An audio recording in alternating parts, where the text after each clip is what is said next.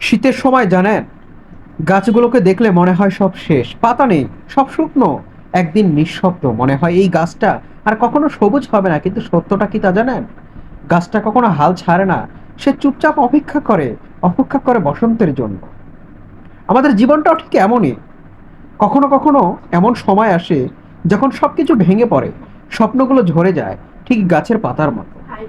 মানুষও ছেড়ে চলে যায়, চেষ্টা করেও ব্যর্থ হই, নিজেকে একদম ফাঁকা মনে হয়। তখন আমরা ভাবি সব শেষ, কিন্তু না, এটা শেষ না।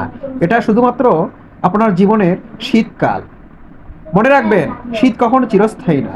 বসন্ত আসবেই, আর যখন বসন্ত আসে একটু বৃষ্টি হয়, সেই বৃষ্টির পানিতেই শুকিয়ে যায় গাছটা, আবার নতুন করে বাঁচে, নতুন পাতা গজায়, নতুন জীবন শুরু হয়। ঠিক তেমনই আজকে আপনি যতটা কষ্টে থাকেন না কেন, আপনার জীবনে বসন্ত আসবে।